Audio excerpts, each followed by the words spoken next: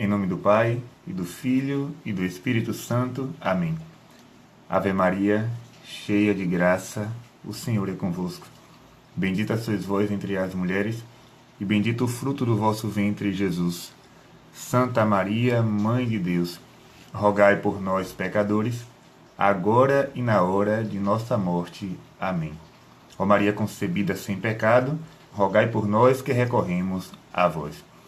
Então, meus irmãos, estamos aqui mais uma vez para gravar um vídeo. Dessa vez foi a pedido de algumas pessoas. Eu não estava querendo falar sobre isso hoje, eu iria falar sobre outro assunto, mas muitas pessoas me pediram nos comentários dos outros vídeos, me pediram também no privado, que eu falasse sobre o tema da homossexualidade.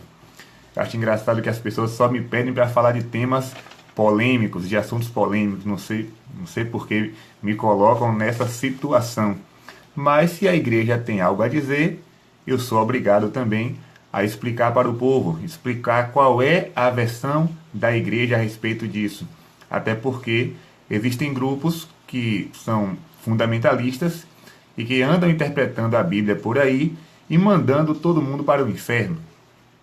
Quem tem tal tipo de pecado, quem tem tal tendência, vai todo mundo arder no inferno. Mas qual é a posição da igreja? O que é que a igreja fala a respeito disso aí? Então, para falar desse tema da homossexualidade, eu vou usar aqui alguns livros, para não falar coisa da minha cabeça, mas falar de fato a doutrina. Eu vou usar esse livrinho aqui, que foi distribuído na Jornada Mundial da Juventude do Rio de Janeiro, sobre bioética, né? Muito bom esse livrinho. Você, jovem, que tem esse livro, não deixe de ler, de estudar. Vou usar, claro, o Catecismo da Igreja Católica, é indispensável.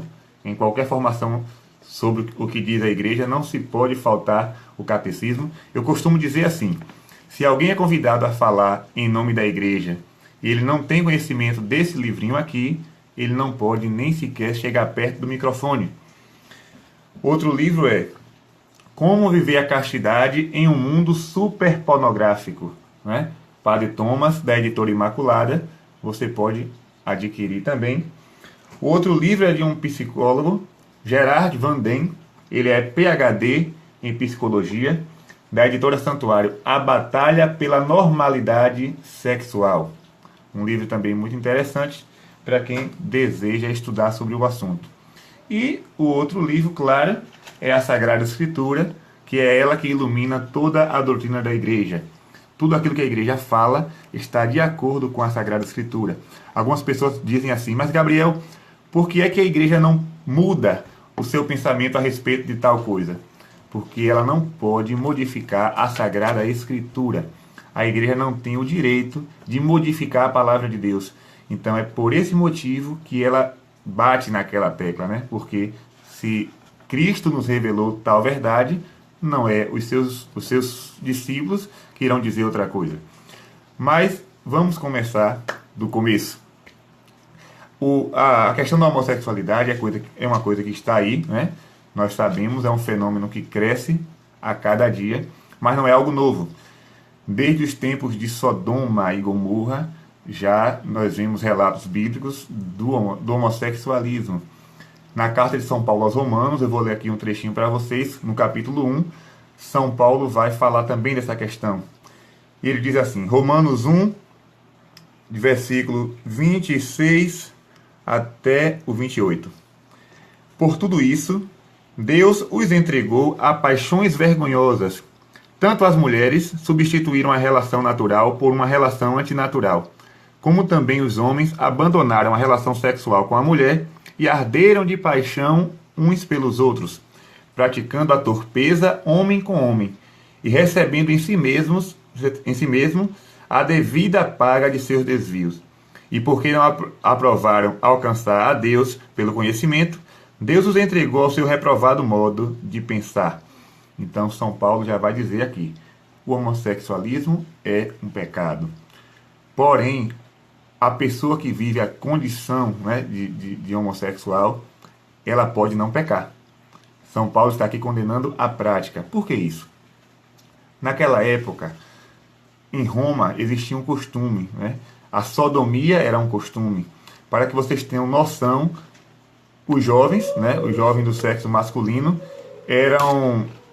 eles tinham a primeira relação sexual com pessoas do mesmo sexo, né? Era diferente. Em vez de terem relação sexual primeiro com a mulher, eles iniciavam a sua vida sexual com o homem. Então era um costume no mundo romano, e é por isso que São Paulo vai escrever isso aqui para eles, né? O texto está dentro de um contexto. Mas nós vamos ver aqui que, biologicamente falando, a homossexualidade também não é algo normal. Vou falar aqui agora não do ponto de vista bíblico, mas do ponto de vista biológico. Vamos lá. O ser humano, ele passa por duas esferas. Primeiro a esfera biológica e depois a esfera da personalização. Na esfera biológica, é aquela que nós conhecemos, a questão dos hormônios, os órgãos sexuais, né? Nós temos a fase genética ou cromossômica. No zigoto já se encontra o DNA da pessoa.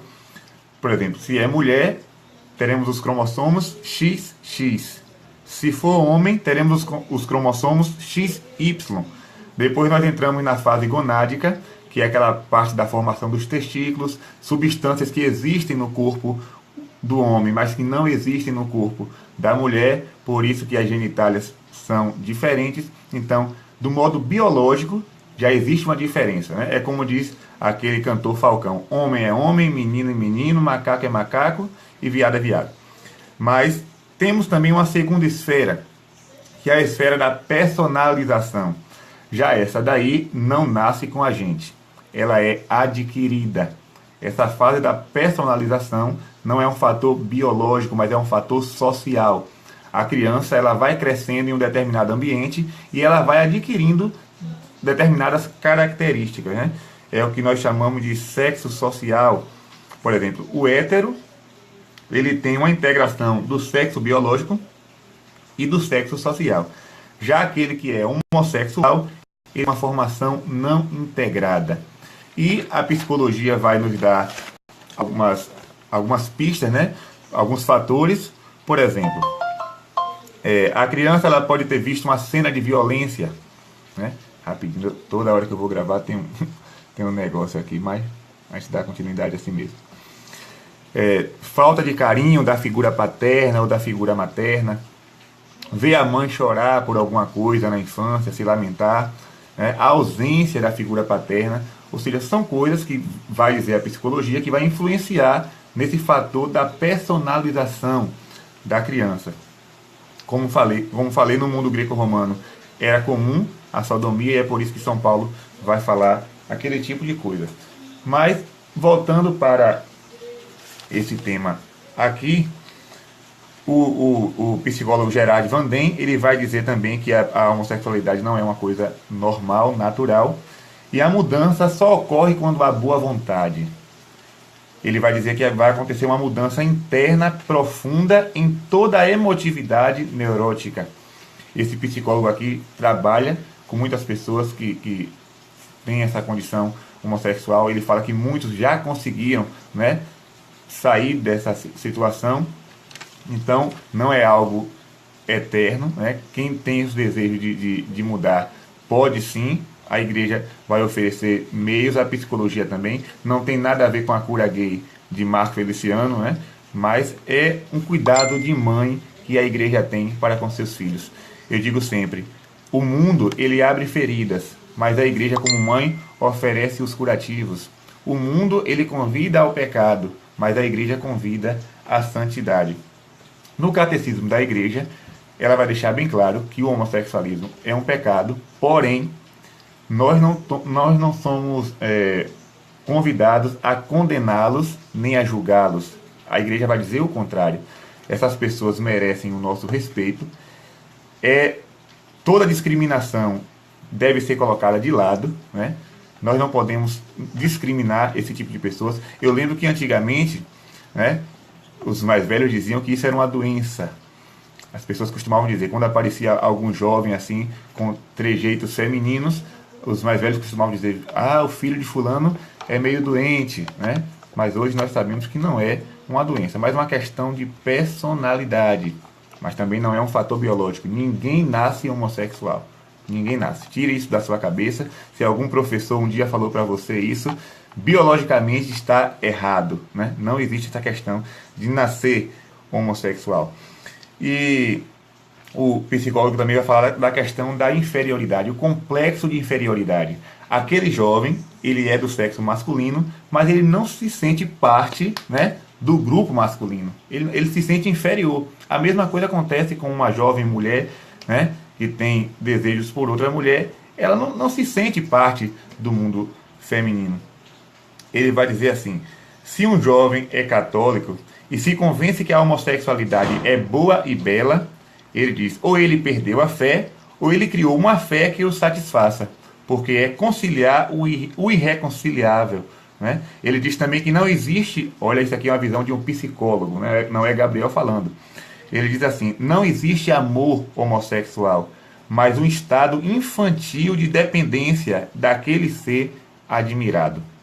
Olha aí o que um psicólogo vai falar. Né? Mas, como nós vimos na Sagrada Escritura, São Paulo falando que é um pecado, porém você que vive nesta condição, você é convidado pela igreja a viver a santidade. Né? Algumas pessoas dizem assim: quem é homossexual vai para o inferno. Quem fala isso não está falando de acordo com a igreja, viu? Mas a Bíblia condena. Meu irmão, a Bíblia condena outro tipo de pecado que eu e você também cometemos, viu? Então, não fique apenas reservando um espaço no inferno para os homossexuais, não, porque eu e você, se vivermos também numa situação de pecado, também não seremos salvos. São Paulo vai dizer uma coisa interessante aqui também, né? E isso serve para você que gosta de condenar os outros. Ele diz assim, capítulo 2 da Carta aos Romanos: ó homem, tu que julgas os que praticam tais coisas, e no entanto as fazes também tu, pensas que escaparás ao julgamento de Deus? Né? Então São Paulo deixa um conselho: não condene ninguém, seja sempre uma mão misericordiosa. Claro, a igreja nunca vai dizer que não é pecado, porque a Sagrada Escritura já disse. Porém, ela não vai dizer que essas pessoas já estão condenadas. Pelo contrário, essas pessoas têm, assim como nós, héteros, a capacidade de viver a santidade. A castidade não é simplesmente para os homossexuais, não, viu? A castidade é para todos nós, e principalmente para os casados. A vida casta não é simplesmente para um grupo determinado de pessoas, mas todo cristão é chamado a viver a castidade. E outra coisa, tudo que eu falei aqui, a visão do psicólogo, a visão do catecismo, da Sagrada Escritura, é destinado aos que têm a fé católica. Porém, se você não comunga da fé católica, se você não tem a fé católica, você não é obrigado ou obrigada a crer em nada daquilo que eu falei aqui, nem concordar comigo. Você pode discordar, você pode ter outras ideias, né? Nós vivemos numa sociedade democrática, ninguém aqui vai mandar ninguém para a cadeia por pensar diferente, jamais faremos uma coisa dessa. Porém, se você é católico, faça o esforço de pensar com a igreja. Tem até um cântico que diz, né? Se o homem deseja viver feliz, não deixe de ouvir o que a igreja diz.